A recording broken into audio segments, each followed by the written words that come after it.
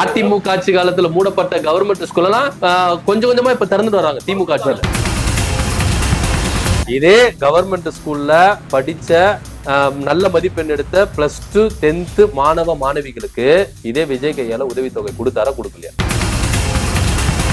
எங்க போனாலும் ஊழல் தான் சார். நீங்க காவ வந்து அடுப்படுப்பாங்க, ஆனா அவன் காசு கேட்கலன்னா என்ன சொல்லுங்க. அதுல இல்ல விஜய் வந்ததுல மாத்திருவாரான்னு கேக்குறேன். சாதாரண கார்பரேட் ஆபீஸ்ல போயிட்டு காவ அடைப்புக்கு லஞ்சம் கேக்குறானா அது ஆட்சியாளர்கள் பண்ற தப்பு கிடையாது. நீங்க ஏன் போராட்டம் பண்ண மாட்டீங்க நான் கேட்கிறோம். 19 ஆட்சியாளர்கள் மேல தப்பு சொல்லிட்டு போட முடியாதுல்ல. ஒரு வீட்டுல வந்து காவா அடைச்சிக்கிச்சு, அது வந்து காசு கொடுத்தாதான் கிளீன் பண்ணுவாங்கன்னு நீங்க சொல்றீங்க. நான் என்ன சொல்றேன், பதவியில இருக்கிறவங்க அந்த வேலையை செய்யணுமா, புதுசா பதவிக்கு வர்றவங்க அந்த வேலையை செய்யணுமா?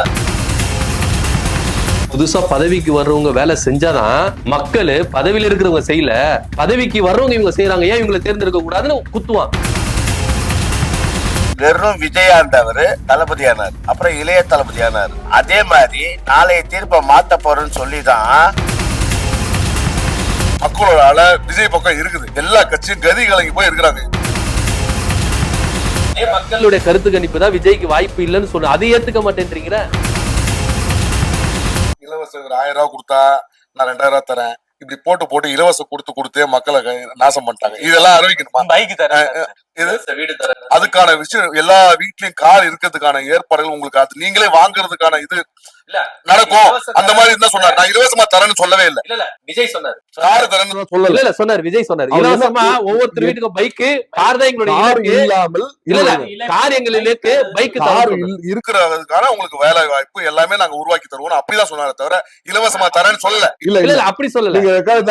இல்ல விஜய் அவர்கள் சொன்னதை நான் சொல்றேன். அவர் சொன்னது ஆதாரம் இருக்கா? எனக்கு தெரியும் இலவசம்ன்றது அவர் சொல்லவே இல்லை. இலவசம் நான் சொல்றேன், எல்லாருக்கும் படிப்பு தருவோம். ஆமா, வளர்ச்சி இதெல்லாம் இல்ல காரியங்கள். அப்ப இப்ப கல்வி இல்லன்றீங்களா? கல்வி இந்த ஆட்சியில கல்வி இல்லன்றீங்களா? கல்வி இருக்கு, முறையான கல்வி இல்ல. எப்படி சொல்றீங்க முறையான? ஒரு நல்ல கவர்மெண்ட் ஸ்கூல்ல படிக்கிற போனாவோ இந்த மாதிரி ஸ்கூல்கள்ல போனாதான் நல்ல கல்வி இருக்கு. கவர்மெண்ட் ஸ்கூல்ல அந்த அளவுக்கு இருக்கு.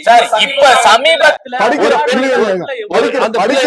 படிக்கிற பசங்க, கஷ்டப்பட்ட பசங்க, அவங்க குடும்பத்தோட சூழ்நிலையோட படிக்கிறாங்க. புரியுதுங்களா? இது சமமா இருந்தா இன்னும் நல்லா இருக்கும். இல்ல ஒன்றிய அமைச்சர் கல்வி நிதி கல்வி தரத்தை நம்முடைய தமிழ்நாடு முதலமைச்சர் ஏத்தி இருக்காரு. ஒன்றிய அமைச்சர் நீங்க இந்த PMC திட்டத்தை ஏத்தினாதான் கல்வி நிதின்னு சொல்லிட்டாங்க, கொடுக்கல. ஆனா இருந்தாலும் முதலமைச்சர் அவர் கல்வி தரத்தை ஏத்தி நிதி கொடுத்து ஏத்தி இருக்கிறாங்க. நீங்க சொல்றீங்க கல்வியை உயர்த்திருக்கீங்க சொல்றீங்க இல்லையா? தனியார் கல்வி தான் அதிகமா இருக்கு. CBSE-யும் அது இதுதான் matric government sir. Okay, matric அதிகமா இருக்குது. நீங்க கவர்மெண்ட் நம்ம கார்ப்பரேஷன் ஸ்கூல்ல தொடங்க நல்லா பண்ணுங்க. அதிமுக ஆட்சி காலத்துல மூடப்பட்ட கவர்மெண்ட் ஸ்கூல் எல்லாம் கொஞ்சம் கொஞ்சமா இப்ப திறந்துட்டு வராங்க திமுக ஆட்சியில. நீங்க போய் பார்க்கதான் நேர்ல தெரியும். பிரைவேட் ஸ்கூல்ல எவ்வளவு இருக்கு. அப்ப மக்கள் எல்லாமே கல்வியை நீங்க தாராளமா மக்களுக்கு கொடுங்க, நல்லா கொடுங்க. எல்லா பிள்ளைகளும் அவங்க படிக்கட்டும், கவர்மெண்ட் ஸ்கூல்ல படிக்கட்டும். தனியார் ரொம்ப எடுத்து நடத்துற கவர்மெண்ட் ஏன் கல்வி ஃபுல்லாவே கவர்மெண்ட்? சார் நான் ரொம்ப சிம்பிளா ஒன்னு வரேன் சார். எல்லா இதுமே சார் நான் ரொம்ப சிம்பிளா பிரைவேட்டா யாரும் வச்சிருக்க கூடாது. நேஷனல்ல ஜெயிச்ச புள்ள சார் கார்த்திகான்ற புள்ள சார். கண்ணகி நகர் தான் சார், கவர்மெண்ட் ஸ்கூல் தான் சார். 10 லட்சத்துல 20 லட்சத்துல ஒருத்தர் நீங்க காமிப்பீங்களா சார்? 10 லட்சம் 20 லட்சத்துல ஒருத்தரை காமிப்பீங்க சார். அந்த மாதிரி அது எடுத்துக்காட்டா ஒண்ணு. அந்த கூட படிக்கிற பிள்ளைங்க எத்தனை எம்எல்ஏ இருக்காங்க? ஒரு பிள்ளை இதே கவர்மெண்ட் ஸ்கூல்ல படிச்ச நல்ல மதிப்பெண் எடுத்த +2 10th மாணவ மாணவிகளுக்கு இதே விஜய் கையால உதவித்தொகை கொடுத்தாரா கொடுக்கலையா? சொல்லுங்க. கொடுத்தாரு. அது எவ்வளவு பேர் சார் வந்தாங்க? கவர்மெண்ட் ஸ்கூல்ல பிரைவேட் ஸ்கூல்ல படிச்ச பசங்க இல்ல. விஜய் அவர்கள் கொடுத்த நிதித்தொகை உதவித்தொகை பிரைவேட் ஸ்கூல்ல படிச்ச பசங்களுக்கு இல்ல. கவர்மெண்ட் ஸ்கூல்ல 10ஆம் வகுப்பு 12ஆம் வகுப்புல முதல் 2ஆம் 3ஆம் இடத்த பிள்ளைகளுக்கு எத்தனை பேருக்கு வருஷம் கொடுக்குறாரு நீங்க சொல்லுங்க. நீங்க 10 லட்சத்துல ஒருத்தர் சொல்றீங்கல்ல, வருஷம் விஜய் அவர்கள் கொடுக்குறாருல, இதுக்கு முன்னாடில இருந்து கொடுத்திருக்காரு. எத்தனை பிள்ளைகளுக்கு கொடுத்திருக்காரு நீங்க சொல்லுங்க. ஏன்னா எத்தனை பிள்ளைகள் கொடுத்தாரு எல்லாம் கரெக்ட். நீங்க சொல்றதெல்லாம் யதார்த்தமாக நம்ம சொல்றேன். அப்போ கவர்மெண்ட் ஸ்கூல்ல படிக்கிற பிள்ளைகளும் இருக்காங்க, இல்லாமலாம் கிடையாது. இருக்கதான் செய்வாங்க. கவர்மெண்ட் அப்ப எதுக்கு இருக்குது? சும்மாவா இருக்கு? இல்ல நீங்க அது கூட இல்ல, அது கூட இல்லன்னா என்ன கவர்மெண்ட்? நான் என்ன சொல்றேன்னா தனியார் ஸ்கூல்ல அதிகமா சொன்னீங்க. இல்ல 10 லட்சத்துல ஒரு பிள்ளைங்களை காமிப்பான்னு சொன்னீங்களா, அதுக்கு நான் உதாரணத்துக்கு சொன்னேன். பிள்ளைகள் நம்ம பிள்ளைகளை போய் பாருங்க, அங்க ஒரு கார்பரேஷன் போய் பாருங்க. அவங்க எவ்வளவு ஏழ்மையா இருந்தவங்க படிக்கிறாங்க தவிர மிடில் கிளாஸ்ல எல்லாமே தனியார் ஸ்கூல்ல தான் படிக்கிறாங்க. ஏன் படிக்கிறாங்க? அவ்வளவு செலவு பண்ணி ஏன் படிக்கணும்? கவர்மெண்ட் அதுவும் இந்த கவர்மெண்ட் எல்லா பிரைவேட் ஸ்கூல் கண்டிப்பாக மாற்றம் வரும். முக்கியத்துவம் கொடுப்பாரு. அப்போ எந்த பிரைவேட் ஹாஸ்பிடல் இருக்காது, பிரைவேட் ஸ்கூல் இருக்காது. வரும், மாற்றம் வரும். கொஞ்சம் கொஞ்சமா தான் பண்ண முடியும்.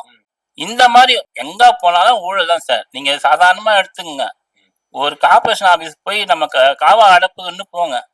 நீங்க காவா வந்து அடப்பு எடுப்பாங்க, ஆனா அவன் காசு கேட்கலன்னா என்ன சொல்லுங்க? அதெல்லாம் நடக்குதுதான். அதுல இல்ல விஜய் வந்ததுல மாத்திடுவாரான்னு கேக்குறேன். மாத்தணும் சார், அதுக்குதான் நாங்க மாற்றத்தை எதிர்பார்க்கிறோம். மாற்றத்தை நாங்க எதுக்கு சார் ரிஸ்க் எடுக்கணும்? சார் மாத்துவாரு சார். சார் மாற்றத்தை இதெல்லாம் வேணாம்னு சொல்லுங்க சார். இதெல்லாம் வேணாம்னு சொல்ல இல்ல இதெல்லாம் ஒரு பிரச்சனையா இருக்குன்றதுதான் நம்ம ஒரு ஆளை வந்து ஆட்சியாளர்களுடைய மிஸ்டேக்ன்றீங்களா, இல்ல சிஸ்டம் அது கீழே இருக்கிற ஐஏஎஸ் ஐபிஎஸ் அதிகாரிகளால நடக்கிற மிஸ்டேக்ன்றீங்களா? ஏடிஎம்கே ஆகட்டும் டிஎம்கே ஆகட்டும் இனிமேல் அவங்கள மாத்தவே முடியாது சார். புரியுங்களா சார்? அவங்கள மாத்துறது இல்ல, அதிகாரிகளை மாத்தினாதான் நீங்க சொல்ற வந்து சிஸ்டம் மாறும். ஒரு சாதாரண கார்பரேஷன் ஆபீஸ்ல போயிட்டு காவாடைப்புக்கு லஞ்சம் கேக்குறானா அது ஆட்சியாளர்கள் பண்ற தப்பு கிடையாது, அதிகாரிகள் பண்ற தப்பு. சும்மா இருப்பாங்களா? நீங்க எதிர்த்து கேள்வி கேட்டிருக்கீங்களா? எனக்கு அது மட்டும் பதில் சொல்லுங்க. ஏன்னா இங்க ஆட்சியாளர்கள் பண்றது இல்ல. முதல்ல இருக்கணுமா? லஞ்சம் கொடுக்காம நான் இருக்கணும், நீங்க கொடுக்காம இருக்கணும். போராட்டம் பண்ணுங்க, இறங்கி வாங்க, தெருக்கு வாங்க, போராட்டம் பண்ணுங்க, கட்சியாளர்களை கூப்பிட்டு போராட்டம். அதுதான் நாங்க கேக்குறோம். நீங்க ஏன் போராட்டம் பண்ண மாட்டீங்க நான் கேக்குறோம். 19 ஆட்சியாளர்கள் மேல தப்பு சொல்லிட்டு போட முடியாதுல்ல. இப்போ இவர் வீட்டுல வந்து காவா அடைச்சிக்கிச்சு, அது வந்து காசு கொடுத்தாதான் கிளீன் பண்ணுவாங்கன்னு நீங்க சொல்றீங்க. நான் என்ன சொல்றேன், பதவியில இருக்கிறவங்க அந்த வேலையை செய்யணுமா, புதுசா பதவிக்கு வர்றவங்க அந்த வேலையை செய்யணுமா? அது புதுசா பதவிக்கு வர்றவங்க வேலை செஞ்சாதான் மக்கள், பதவியில இருக்கிறவங்க செய்யல, பதவிக்கு வர்றவங்க இவங்க செய்யறாங்க, ஏன் இவங்களை தேர்ந்தெடுக்க கூடாதுன்னு குத்துவான். நீங்க சொல்றீங்கல்ல, அதுக்கு நான் சொல்லவா? பதவியில இருக்காங்க இல்லையா, அவங்க என்ன பண்றாங்கன்னா இந்த புதுசா பதவிக்கு வரவங்கள மிரட்டுறது, நான் நீ எல்லாம் வந்து இங்கதான் பேசக்கூடாது கிளம்பு அப்படின்னு அதையே மீறி நீ செஞ்சுன்னா அந்த அதிகாரியை மிரட்டுறது. இத பண்றது யாரு? பதவியில இருக்கவங்க. அப்ப புதுசா பதவிக்கு வரவங்க எப்படி யாருங்க அந்த ஃபீல்ட் பண்ண முடியும்? நீங்க எம்எல்ஏ எம்பிகளை சொல்றீங்களா இல்ல அதிகாரிகளை சொல்றீங்களா? அதிகாரிகளை மிரட்டுறதும் அந்த மேல் அதிக பதவியில இருக்கவங்க கீழே இருக்கவங்க நடுவுல ஒரு உதாரணத்துக்கு உங்க பகுதியில நீங்க ஒரு விஷயத்துக்கு போறீங்க, நீங்க எதிர்த்து கேள்வி கேக்குறீங்களா, உங்களை மிரட்டினா நீங்க பயந்துருவீங்களா? மாட்டேன். ஏன்னு சொல்லுங்க? நான் பயப்பட மாட்டேன். ஏன்னா என்ன சுத்தி எப்பவுமே ஒரு 100 பேர் 200 பேர் எனக்கு சப்போர்ட் பண்ணிட்டே இருக்காங்க. இல்ல இறங்கி நீங்க வந்து அதிகாரிகளை கேள்வி கேட்கலாமா சார்? ஏன் கேட்க மாட்டீங்க? நான் பயப்பட மாட்டேன். நான் பயப்பட மாட்டேன். நான் பயப்பட மாட்டேன். யாருக்கும் பயப்பட மாட்டேன். அது என் பொறுப்புலயே கிடையாது. புரியுதுங்களா? நல்லது செய்யும் போது ஒரு நல்லவனுக்கு ஜனங்க சப்போர்ட் பண்ணுவாங்களா, பண்ண மாட்டாங்க? சப்போர்ட் பண்ணுவாங்க. நல்லது பண்றீங்க. இப்ப அவர் வீட்டுல அடைச்சிட்டு இருக்கு, நீங்க ஒரு 100 பேர் எப்பவும் உங்க கூட இருப்பாங்க, நீங்க பயப்பட மாட்டேன்னு சொல்றீங்க. இப்ப அவர்கிட்ட காசு கேக்குறாரு, உங்ககிட்ட போன் பண்ணி இந்த மாதிரி காசு கேக்குறாருன்னு சொன்னதும் அந்த 100 பேரை கூட்டு போய் போராட்டம் பண்ணுங்க, அந்த மாதிரி கேளுங்கன்னு நான் சொல்றேன். 100 பேர் உங்களுக்கு சப்போர்ட்டா நிக்கிறாங்க. அதான் சொல்றேனே, கொடுத்துதான் ஆகணும், என் வீட்டுல அடைச்சுக்கிட்டு தான் இருக்கணும்னு அவர் சொல்றாரு. என்ன சொன்னாரு? ஒரு நிமிஷம் நீங்க சொல்றீங்கல்ல, இவர் சொன்னாரு இவர் வீட்டுல வந்து காசு வாங்குறாங்கன்னு. என் ஏரியால வந்து ஒருத்தர் கூட மாதிரி காசு வாங்க மாட்டேன். வாங்கல நான் வந்து வேற மாதிரி வேலையை விட்டே தூக்கிடுவேன். இல்ல இல்ல சார், தூக்கிடுவேன். அந்த அளவுக்கு என்னால முடியும். ஒரே வார்த்தை, ஒரு 50 பேர் 60 பொம்பளைங்களை கூட்டு போயிட்டு இவர் இந்த மாதிரி காசு வாங்குறாரு, அப்ப இவருக்கு சம்பளம் கொடுக்காதீங்க, எங்க கிட்ட சம்பளம் வாங்க சொல்லுங்க. எப்படி வேணாலும் பேசுவேன். எனக்கு தேவை என் ஏரியா சுத்தமா இருக்கணும், எல்லா லைட்டும் எரியணும். ஒரு தாவேக்கா தொண்டனும் அவங்க ஏரியால நினைச்சிட்டா நல்லா இருக்கும். அது ஏன் பண்ண மாட்டாங்கிறாங்க எங்களுடைய. பண்ண மாட்டாங்கன்னு யார சொல்றீங்க? நான் காட்டுமா? காட்டுங்க. 15 லைட் புது லைட் ஒரு ஸ்ட்ரீட் நான் போட சொல்லிருக்கேன். நான் கேட்கிறது ஒட்டுமொத்த தமிழ்நாட்டிலையும் தமிழக வெற்றி கழக தொண்டர்கள், நிர்வாகிகள், மேல்மட்ட நிர்வாகிகள், தலைவர் முதற்கொண்டு ஏன் பண்ணல நான் கேட்கிறேன். இல்ல இல்ல இல்ல சார், பக்கத்திலேயே உதாரணம் சார். ஆமா நான் கொடுத்ததான் ஆகணும்னு அவர் தான் சார் சொல்றாரு. அவர் நடக்குது. சார் அதிகாரம் ஆட்சியில இதெல்லாம் நடக்குது. அவர் என்ன சொல்ல, இந்த ஆட்சியில் நடக்குது, இனி அடுத்த ஆட்சியில் நடக்காது. பாருங்க, நீங்க நடக்கிற கேட்கிற கேள்விய ஒரு பதவியில இருக்கிறவங்கள போய் நீங்க கேட்க முடியாது. கேட்டா என்ன பண்றாங்க, ஓ இந்த மாதிரி நம்ம கேள்வி கேட்கற நம்ம கட்சி கெட்ட பேர் வந்ததுன்னு சொல்லிட்டு இறங்கி போய் ஒரு 2 நாள் வேலை செய்யறது, 3 நாள் வேலை செய்யறது, அதோட விட்டுறது. நாங்க அப்படி கிடையாது, எங்க தாவிகாருக்கும் அப்படி கிடையவே கிடையாது. புரியுதா? ஏன்னா உதாரணத்துக்கு ஒரு விஷயம் சொல்லணும் அப்படின்னு நினைச்சீங்கன்னா, வெறும் விஜயா இருந்தவர் தளபதியானார், அப்புறம் இளைய தளபதியானார், இன்னைக்கு தமிழக வெற்றி கழகத்துக்கே தளபதியானார். ஓகேவா? அதே மாதிரி நாளைய தீர்ப்பை மாத்த போறேன்னு சொல்லிதான் புரட்சி இயக்குனர் அவங்க அப்பா அந்த பேரை வச்சாரு. என் பையனுக்கு நான் படத்துக்கு நாளை தீர்ப்பு தான் வைப்பேன். அவரு அன்னைக்கு இருக்கிற சூழ்நிலைக்கு எதுக்கு அப்படி வச்சாரு, அவரு குறப்புலயே இருக்கு புரட்சின்றது. அந்த பேரை வச்சாரு. இன்னைக்கு எல்லாருமே சொல்றாங்க நாளை தீர்ப்பை மாத்த போறது அவர்தான். இது நாங்க மார்க்கெட்டிங் பண்றோமா அவரா, இப்படி சொல்லுங்க எல்லாரையும் அப்படின்னு கிடையாது. ஒரு விஷயம் என்னன்னா, ஒரு குடும்பத்துல ஒருத்தர் திமுக இருப்பாரு, ஒருத்தர் ஏடிஎம்கேல இருப்பாரு. அவங்களாம் ஓஞ்சி போயிட்டாங்க. நிறைய இவர் சொன்னார்ல, எங்க வீட்டுல நாங்களாம் கட்சிக்காரன், எங்க வீட்லயே நாங்க ஒரு கேள்வி கேட்கறோம், கார்பரேஷன்காரன் மதிக்க மாட்டோம். இன்னைக்கு யாரு பதவியில இருக்காங்களோ அவங்க சொல்றதா அவன் செய்யறான் அப்படின்னு. அப்போ அந்த வீட்டுல இருக்கிற பசங்களுக்கு கோவம் வருமா வராதா? புதுசா ஒரு மாற்றம் வரணும். இல்ல அது நீங்க ஆட்சிக்கு வந்தாலும் யாரு ஆட்சியில இருக்காங்களோ அவங்க சொல்றது அதிகாரி கேட்பாங்க. தாவேக்காவே ஆட்சிக்கு வந்தா கூட திமுக காரன் போனா கேட்க மாட்டாங்க. ஒரு வயசானவன் சொன்னா கேட்க மாட்டான். ஒரு அதிகாரி ஒரு 25 வயசு இளைஞன் போய் ஒரு 10 பேரோட போய் கேட்டா கார்பரேஷன் என்ன பண்ணுவான்? 25 பேர் சொல்றத கேட்பானா, ஒருத்தன் சொல்றத கேட்பானா? அவங்க கிட்ட பேர் சொல்றத கேட்பாங்க. அப்புறம் அந்த 25 பேர் இருக்கிறாங்கல்ல, சும்மா கிடையாது. அவங்க பெரிய பலம் இருக்கும். அந்த ஒருத்தன் எம்எல்ஏவோ எம்பியாவோ இருந்தா கேட்டுதானே ஆகணும். 25 பேருக்கு ஒரு பெரிய பலம் இருக்கும். அவன் என்ன பண்ணுவான் தெரியுமா? இந்த அதிகாரி இன்னொரு அதிகாரி சின்னதாக வைப்பான். ஆனா அதே நேரத்தில் என்ன பண்ணுவான், ஐயோ இந்த 25 பேரை இவன் ஒருத்தனுக்காக பார்த்தா நம்ம வேலை போயிடலாம் சொல்லிட்டு இறங்கி வேலை செய்யும். 25 பேர் மட்டும் ஆட்சி மாற்றத்தை கொடுக்க முடியாதுல்ல சார்? 25 பேர் மட்டும் வச்சு நீங்க ஆட்சி மாற்ற. நான் சொல்றது சும்மா ஒரு பேச்சுக்கு. நீங்க சொல்றீங்கல்ல ஒரு அதிகாரி தப்பு பண்றாருன்னு. ஒரு அதிகாரி தப்பு பண்ணாருன்னா 25 பேர் சேர்ந்து மாத்திர முடியாது, மாத்த முடியாது. சட்டத்துல இடம் கிடையாது. 25 பேரால வச்சு நீங்க எப்படி அதிகாரிகளை மாத்துவீங்க? 25 பேர் நினைச்சா 50 பேர், 50 பேர் நினைச்சா வரணுமே, 50 பேர் வரணுமே. வருவாங்க, வரமாட்டாங்க. இது ஆரம்பம் தான். இது சாம்பிள் தான். இது சாம்பிள் தான். இது நீங்க பாக்குறீங்கல்ல, ஒவ்வொரு மாநாட்டுக்கும் எப்படி வருது கூட்டம். அது விஜய் ரசிகர்களா பாக்குறது வராங்க, தொண்டர்களா பார்த்து வராங்களா? சரி, வரவங்கள ஓட்ட மாறிடுவாங்களா? இல்ல வரவங்கள ஓட்ட மாறிடுவாங்களா? பேச மாட்டாங்க. தொண்டர்கள் தான் வராங்கன்னு சொல்றீங்களா? அப்ப அங்க தொண்டர்கள் வராங்கன்னா ரசிகர்கள்னு சொல்றீங்க. ரசிகர்களுக்கு என்னென்ன வயசு இருக்கும்?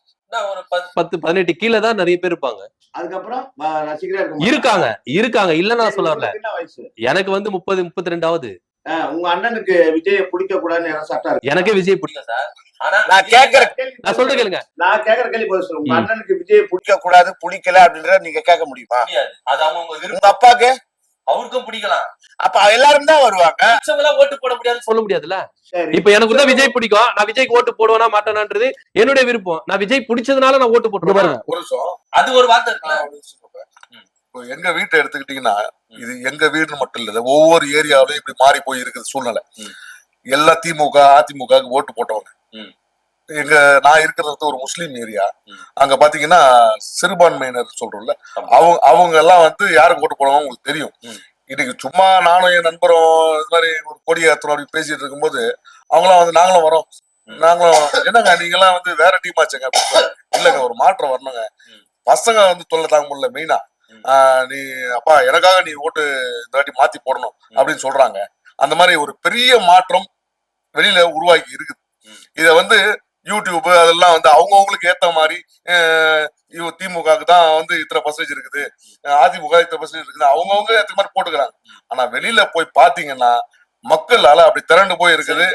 எலெக்ஷனுக்கு வெயிட் பண்ணிட்டு இருக்காங்க. நீங்க டெக்னிக்கலா கேக்குற மாதிரி நான் ஒரு டெக்னிக்கல். நீங்க எந்த தொகுதியில எந்த பகுதியை நீங்க சொல்றீங்க? நான் எல்லாம் உங்களுக்கு முதல்ல சொன்னேன். இப்ப நாங்க ஒரு யூடியூப் சேனல் மாதிரி ஆரம்பிச்சிருக்கோம். நாங்க எல்லா ஊருக்கும் போயிட்டு இருக்கோம் அப்படின்ட்டு. எங்க போனாலும் இது அலைகள் ஜாஸ்தி, விஜய் அலை ஜாஸ்தியா இருக்கு. மக்கள் வாயில இருந்து வர்றது இல்ல விஜய்க்கு தான் போடணும் அப்படின்னு. தொகுதி இருக்கு. இருக்குதுன்னா ஒரு தொகுதியில குறைஞ்சபட்சம் நான் சொல்றது வந்து பாத்தீங்கன்னா ஒரு 10 ஏரியா 12 ஏரியா இருக்குமா, குறைஞ்சபட்சம் நான் சொல்றேன். நான் தான் உங்களுக்கு சொன்னேன்.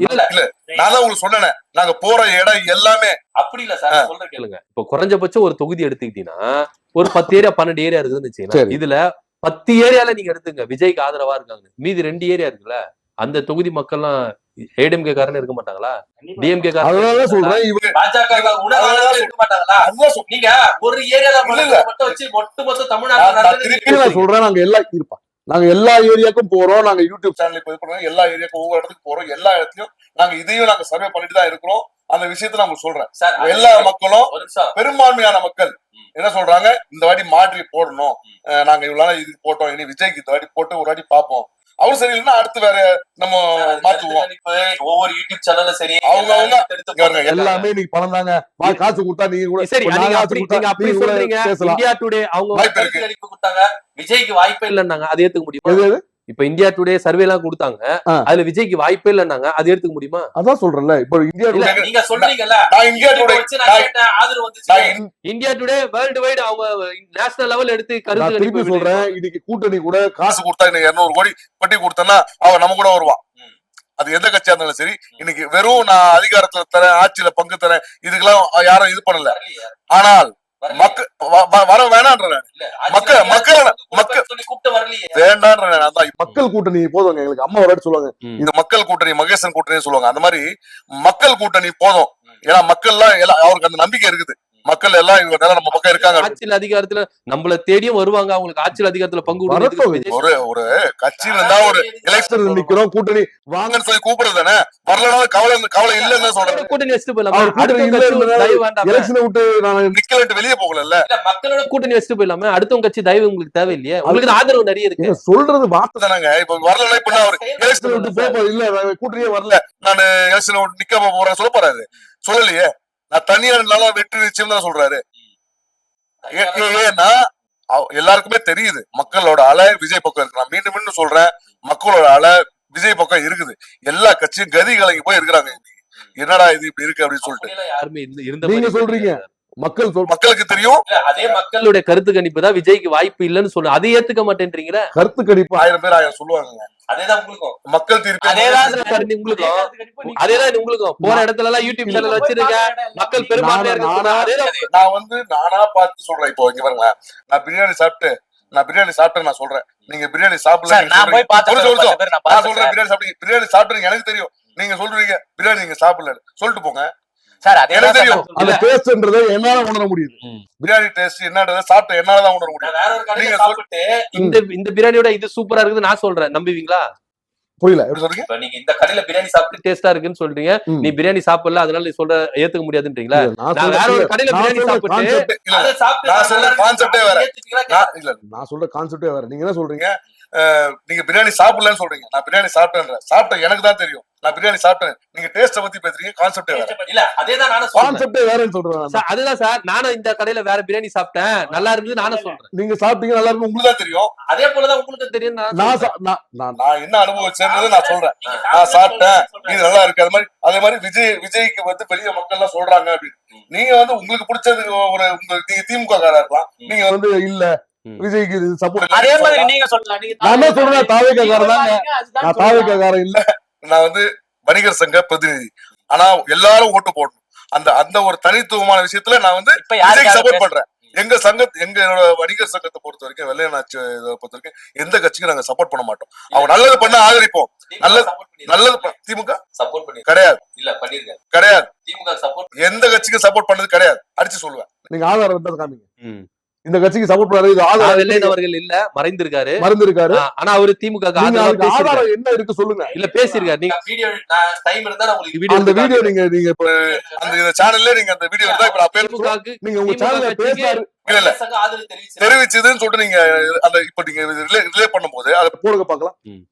இந்த சீன் இப்ப நம்ம பேசுறது வந்துச்சுன்னா அவர் ஆதரவு தெரிவிச்சாருன்றது நீங்க போடுங்க. சரி, நான் டைம் இருந்தா உங்களுக்கு எடுத்து கொடுக்குறேன். இல்ல நீங்க இது நீங்க போட்டீங்கன்னா அது போடுங்க. ஆதரவு தெரிவிச்சாருன்னு ஆதாரத்தோட போடுங்க. சரி, ஓகே. கண்டிப்பா ஆதரவு. நாங்க தப்பு எந்த கட்சியா இருந்தாலும் தப்பு பண்ணா நாங்க வந்து ஆர்ப்பாட்டம் பண்ணுவோம், போராட்டம் பண்ணுவோம்.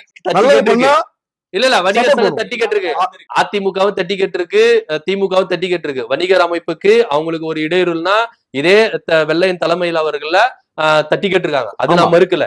கண்டிப்பா. ஆனா இதே நல்லது பண்ணா ஆதரிப்போம். அதுதான் நான் சொல்றேன். ஆனா ஆதரிச்சிருக்காங்க நான் நல்லது சொல்றேன். பண்ணா ஆதரிப்போம். சார் அதுதான் சார் நான் சொல்லி நீங்க ஆதரிக்கவே இல்லைன்னு சொன்னீங்க. அதுதான் ஆதரிச்சிருக்காங்க. நாங்க வணிகர் சங்கம் இப்போ எப்படி இந்த விக்ரம் ராஜா வந்து திமுக வாதிக்கிறாரோ நாங்க ஒரு சார்பா போக மாட்டோம்னு சொல்றேன்.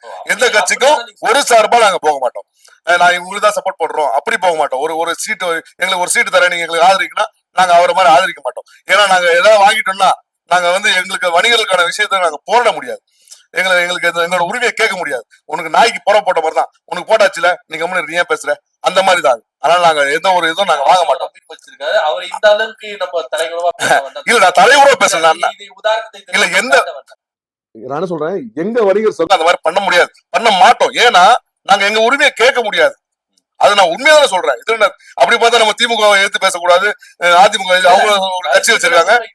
கருத்துக்களை பிரயோகம்ன்றது ரொம்ப முக்கியம்.